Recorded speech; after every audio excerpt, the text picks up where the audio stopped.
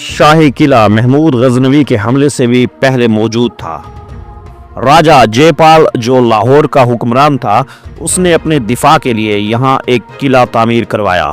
تاہم جب 1021 عیسوی میں محمود غزنوی نے لاہور پر حملہ کیا تو اس نے اس قلعے کو تباہ کر دیا اور اپنی حکمرانی قائم کی۔ 1849 عیسوی میں جب برطانیہ نے پنجاب پر قبضہ کیا تو شاہی قلعے کو ایک فوجی چھاؤنی میں بدل دیا گیا۔ مہاراجہ رنجیت سنگھ کو سونے سے خاص محبت تھی، اسی لیے اس نے قلعے کی کئی عمارتوں کو سونے کی پرتوں سے ڈھانپنے کا حکم دیا۔ کئی باغات اور شاہی عمارتوں کو توڑ دیا گیا تاکہ وہاں توپ خانے اور فوجی بیرکیں بنائی جا سکیں۔ دیوان عام جو کبھی بادشاہوں کا دربار ہوا کرتا تھا، اسے بھی ایک گودام میں تبدیل کر دیا گیا۔ 1857 کی جنگ آزادی کے دوران جب ہندوستانی فوجیوں اور شہریوں نے انگریزوں کے خلاف بغاوت کی تو شاہی قلعے کو ایک جیل کے طور پر بھی استعمال کیا گیا۔ انگریزوں نے بغاوت کرنے والے سپاہیوں کو قلعے کے اندر قید رکھا اور ان پر مظالم کیے۔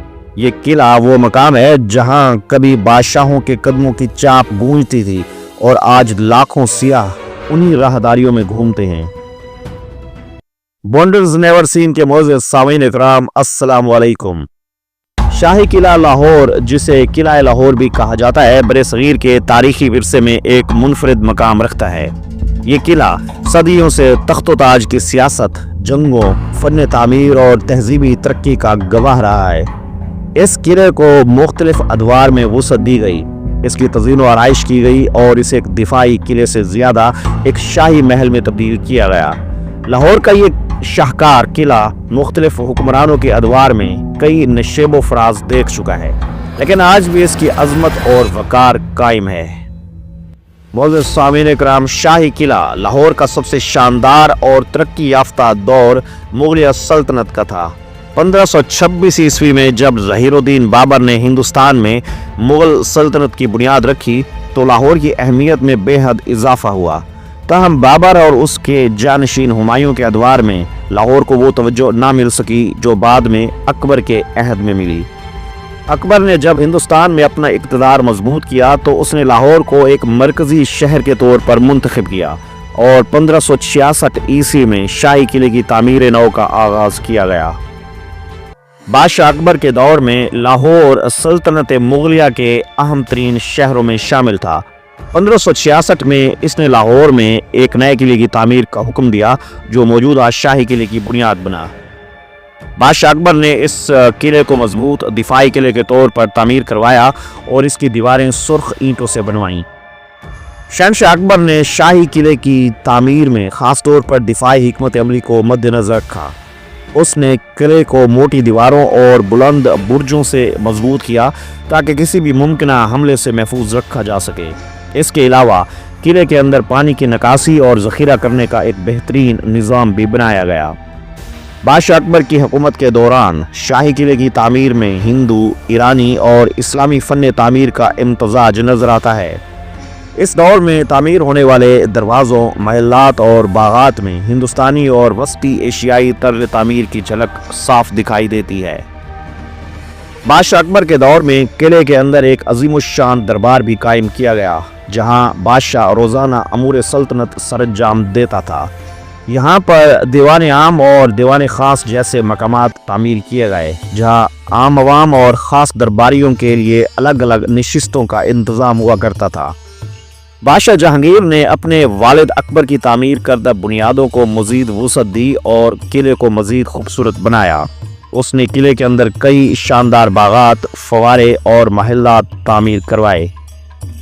شہنشاہ نے شاہی قلعے کی عمارتوں کو مزید دلکش بنانے کے لیے سنگ مرمر، قیمتی پتھروں اور رنگین شیشوں کا استعمال کیا۔ شہنشاہ جہانگیر کے دور میں قلعے کے اندر دیواروں پر نقاشی اور پینٹنگز کا کام ہوا۔ اس نے ایرانی اور مغلیہ طرز کی مصوری کو فروغ دیا اور قلعے کی دیواروں پر خوبصورت فن پارے بنوائے۔ جہانگیر کو باغات سے خاص لگاؤ تھا، اسی لیے اس نے قلعے کے اندر مختلف جگہوں پر دلکش باغات لگوائے جن میں رنگ برنگے پھول، فوارے اور سبزہ زار شامل تھے۔ شہنشاہ شاہ جہاں کے دور میں شاہی قلعے کی خوبصورتی میں بے حد اضافہ ہوا۔ इस बादशाह को संग मरमर और फर तामीर से खास दिलचस्पी थी, जिसकी मिसाल ताज महल है। शाहजहां ने शाही किले में शीश महल तामीर करवाया, जो उस वक्त की सबसे शानदार इमारतों में शुमार होता था। इस महल में दीवारों और छतों पर छोटे छोटे शीशे लगाए गए थे, जो रोशनी के इनकास से एक दिलकश मंजर पैदा करते थे। शाहजहां ने किले के अंदर एक खूबसूरत संगमरमर की मस्जिद बनवाई, जिसे मोती मस्जिद कहा जाता है। ये मस्जिद एक छोटे मगर पुरसकून इबादती मकाम के तौर पर तामीर की गई थी। शाहजहां के दौर में दीवान खास की तामीर की गई, जहां बादशाह खास दरबारियों और वज़रा के साथ सल्तनत के अहम मामलात पर गुफ्तगू फरमाते थे। खास महल शाहजहां की ज़ाती रिहाइशगाह थी, जहां बादशाह अपने अहल खाना के साथ वक्त गुजारा करता था। औरंगजेब के दौर में शाही किले में कुछ नई तामीरात हुई, लेकिन ज़्यादातर तवज्जो किले के दिफाई निज़ाम को मजबूत बनाने पर दी गई। औरंगजेब ने 1676 ईस्वी में आलमगीरी दरवाज़ा तामीर करवाया, जो आज भी शाही किले की सबसे नुमाया अलामत है। यह दरवाज़ा बहुत बड़ा और मजबूत है और इसे इस तरह बनाया गया कि दुश्मन की अफवाज आसानी से किले में दाखिल ना हो सकें। औरंगजेब ने किले के हिफाजती निज़ाम को मज़ीद बेहतर बनाया। उसमें मज़ीद हिफाजती बुर्ज तामीर करवाए और इसके इर्द गिर्द मज़ीद मजबूत दीवारें बनवाईं, ताकि ये किसी भी हमले से महफूज रह सके। औरंगजेब के बाद मुगलिया सल्तनत ज़वाल पजीर होने लगी और 18वीं सदी में किले की अहमियत कम होती चली गई। बाद में जब सिखों और बरतानवी राज ने लाहौर पर कब्जा किया, तो किला अपनी असल शान और शौकत से महरूम हो गया। मुअज़्ज़िज़ सामीन इकराम, मुगल सल्तनत के ज़वाल के बाद लाहौर का शाही किला भी अपनी अजमत और शान और शौकत खोने लगा। 18वीं सदी के इख्तिताम तक मुगलिया सल्तनत कमज़ोर हो चुकी थी और मुख्तलिफ ताकतें इसके ज़ेर कब्ज़ा इलाकों पर काबिज़ होने लगीं। लाहौर, जो कभी मुगलों की अजमत का मरकज़ था, सिखों और बाद में बरतानवी हुक्मरानों के कब्ज़े में चला गया। इस दौर में शाही किले में कई तब्दीलियाँ आईं।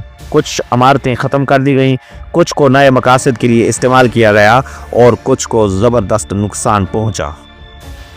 1799 ईस्वी में महाराजा रंजीत सिंह ने लाहौर पर कब्जा कर लिया और सिख सल्तनत की बुनियाद रखी।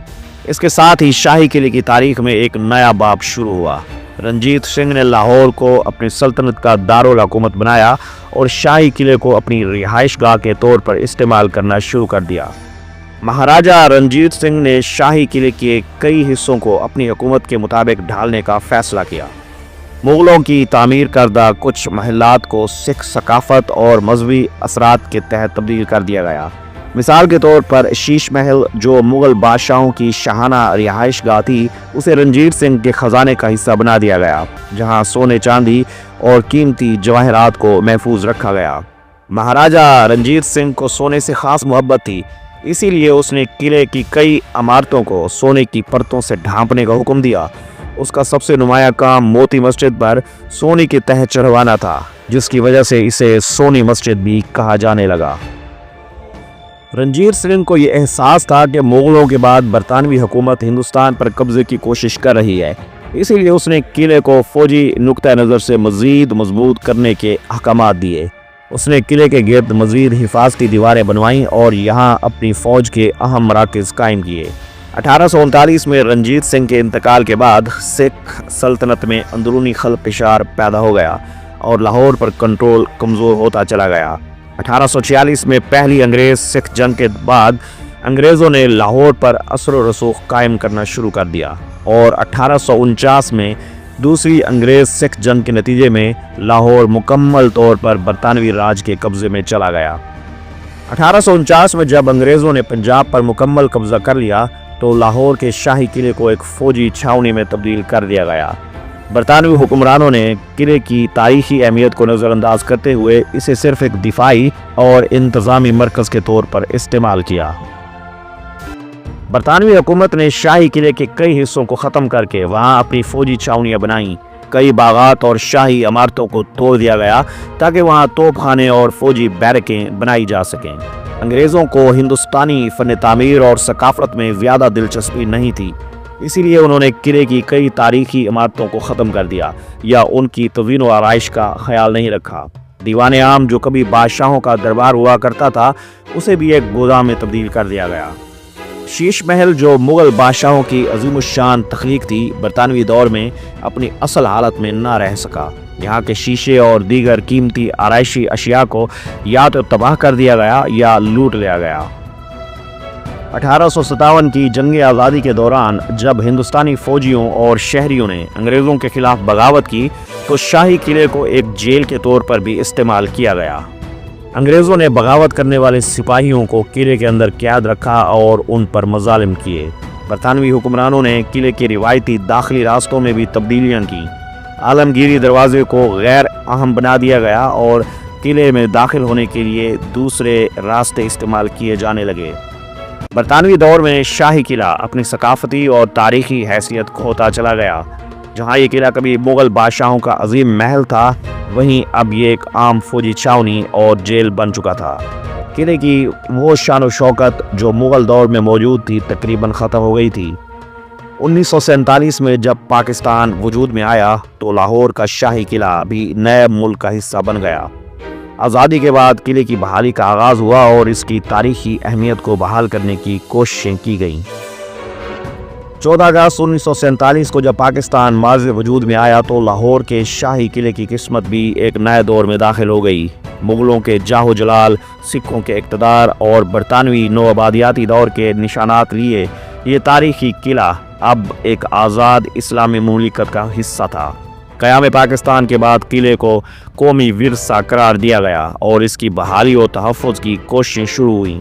تاہم ابتدائی دہائیوں میں اسے وہ توجہ نہ مل سکی جو ایک تاریخی ورثے کو درکار ہوتی ہے۔ بعد ازاں مختلف حکومتوں نے اس کی بحالی کے لیے اقدامات کیے اور آج یہ قلعہ دنیا بھر کے سیاحوں، تاریخ دانوں اور محققین کے لیے ایک اہم مقام بن چکا ہے۔